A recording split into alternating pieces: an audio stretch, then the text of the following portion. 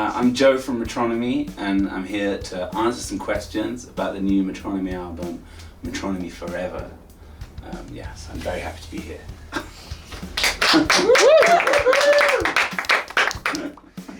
Excellent. Hi, Joe. Thank you very much for coming to our house. So the name is Metronomy Forever. Mm-hmm. Is this album about legacy, transcendence? What would you say it's about? It's like those are the kind of things I've been thinking about, but not in a sort of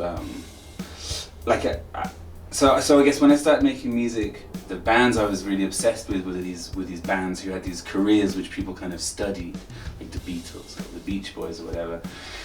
And then the more and more you kind of the more and more I've been involved in music, the more you realize that is a sort of like it's something that's created like by the artist. You know what I mean? Like the idea of having a legacy, and so I started realizing that like it's not.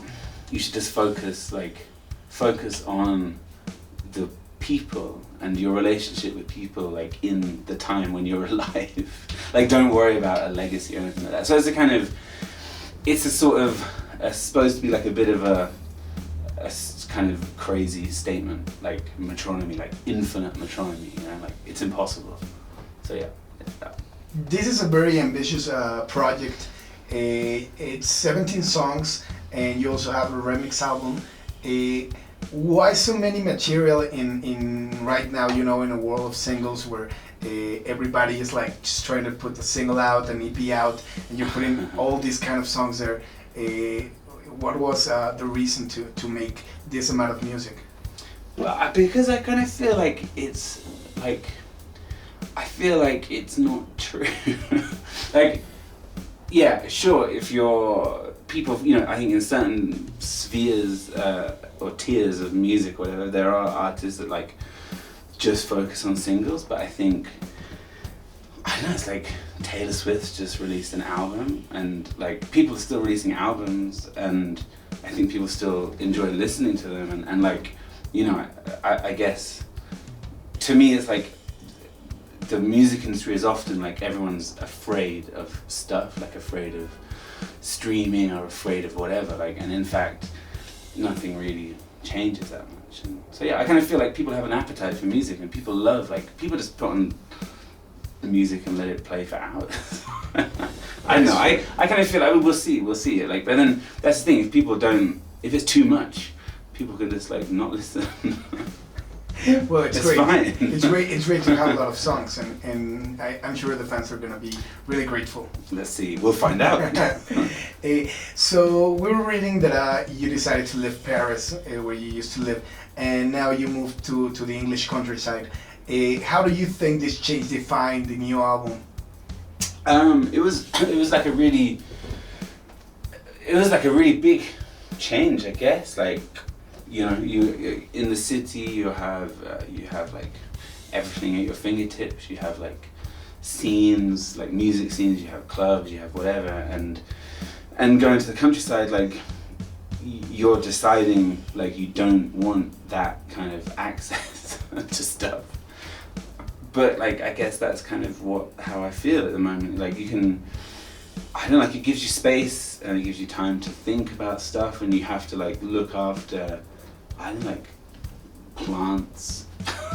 It kind of like, to me, it's made me much more like in touch with nature, I guess, which is, you know, I don't think, how could it be bad?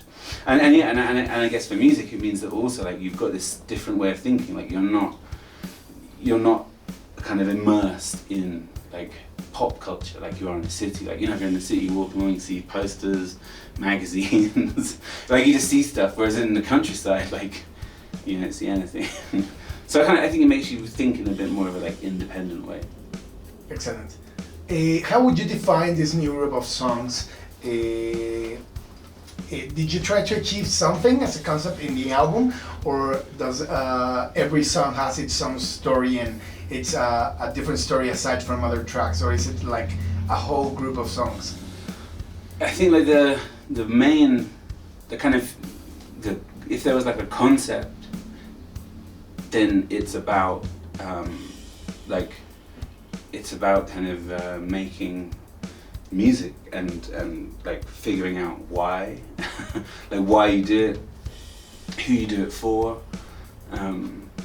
You know, like that's the kind of, it's like a bit of a meta kind of record in that sense. Like there's not a particular story or feeling or whatever. It's just about like, you know, like it's the 6th album I've made, and my whole life has changed like a huge amount since I first started making music, and yeah, like I think with this whole record, when I was making it, I had to get to this point where I was just making music purely for like pleasure, you know. And so I think that's kind of the record is kind of about music in a way. Basically, what would you say were the obstacles or the difficulties that you face in the creation of the album? There's like, well, it's kind of like what I was saying. It's like, why am I doing it? Like, who do you do it for? You know, and I think it's kind of, I guess like, it's these sort of, it's like these sort of like more existential questions about like, yeah, like who do you satisfy like from making music, and so that was kind of like I made a record, you know, like I made like a 10-track album to begin with, which was like, I don't know, like it was, I thought it was finished, like a finished album, and I was listening to it and it just didn't really like connect with me. And it's kind of weird if you make an album and you're like, this doesn't, I don't like it. Anyway, so that's when I like kind of started again and like threw away some songs then and started recording again and again. So the biggest problem was like me. Basically, I was the biggest obstacle. Joe, if you could explain what does Metronomy Forever means for you as an artist at this stage of your career, what would you say? I mean, I think it's like like the album or the title. No, the album. You know. Like, yeah. For me, I mean, it's just like a really. It feels to me like a very kind of genuine like reflection of me. I think, you know, like it's a kind of like, yeah, like a kind of important Metronomy record. Like in the tiny world where Metronomy is important, like this is a really important record. No, and it's important for many people. And yeah, I assume every album for an artist, they are it's a reflection of who's the artist in that particular moment. No? That was kind of my question. Like, is it like a very important album for yourself? Yeah, I think it is, and I think it feels like historically in Metronomy, like, you know, there was the record, the English Riviera, which was a very big record for us, and the record that I made, like, I'll try to explain this really quickly. Don't worry. So like, you have a big record, like when artists have a big record, the next record is expected to be as big, but it can never be as big. So I decided to kind of like take that opportunity to make Love Letters, which was a record which was a sort of me experimenting with old analog equipment. The follow-up record to that, Summer '08, was a record that we released and we didn't tour. So it was a sort of like the end of an era kind of record. And so this record is like almost like the first proper Metronomy record that's been since the English Riviera in some respects. And I think that's how that's how I feel about it. Like I feel like it's like a very open piece of like work for me. That's great. Talking about the videos, you've been directing all the videos. How do you come up with the visual side of these songs? Where did you find inspiration to make these clips? Like, it's kind of fun, you know, like if you so like with music, you go into like a room whatever, and you're like, you have nothing, and then you make a song, and like the song, where does it come from? Like, no one knows. And like, so with videos, I guess that's the thing that I found really exciting, is like with videos, it's kind of the same thing. Like, you just have an idea. It's like, what do you think would be cool for a video? And it's like, I don't know, like like 2 rival ice cream shops or whatever, you know, like you can just think of anything and then make it into a video. And so I think the first video that I directed and that we made was for Walking in the Dark, which was like the most recent one that was released. But for that video I just thought like no one's like ever really like seen us dancing. and I like when we tour, quite often we'll go to like clubs and stuff like and dance together, and it's really fun, and so I kind of knew like how fun it was, and so I thought like that's cool, that's a cool video. Do you visualize these videos when you're making the songs, or do they come up? No, like no. But it's cool to see you guys dancing. Well, yeah, there you go. No, I mean, and I think that's the thing with videos. I think the videos, like, you know, like, videos don't have to be, they don't have to be connected to the song. You know what I mean? Like, they can be, but it doesn't make them any better or worse if they are and if they're not, you know what I mean? So I don't think they have to be connected, really.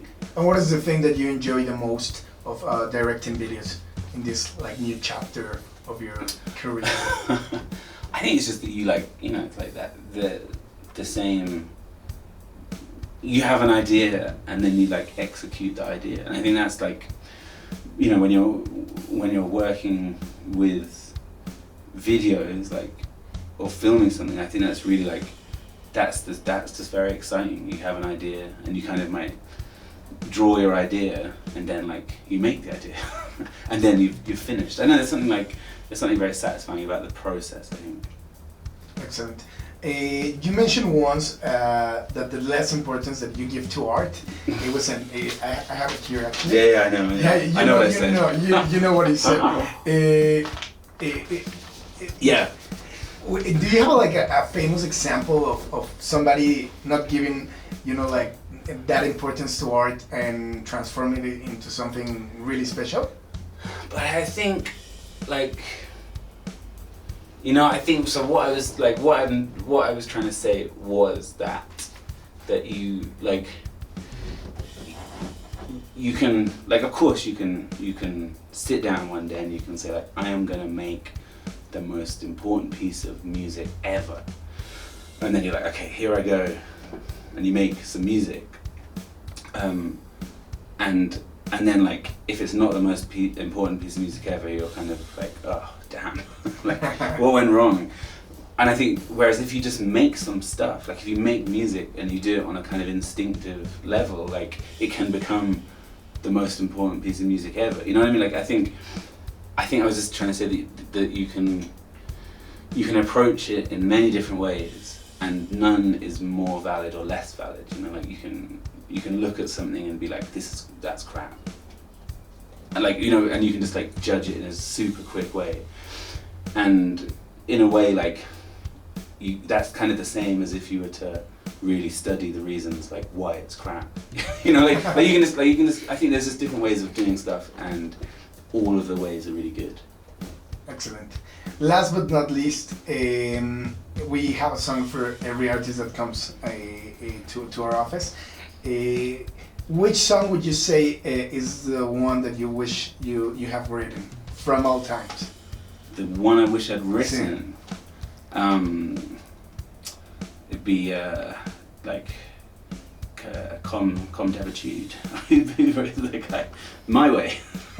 My Way. My Way? Just gets played a lot, doesn't it?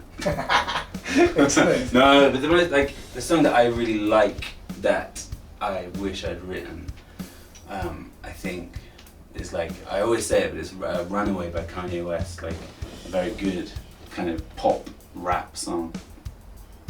Yeah, and it's like really nice track. Excellent, good choice. Thank you. Well, thank you very much for being with us. Good luck with the new album, and we appreciate that you came here to speak with us. Thank you for having me. Bye. Bye.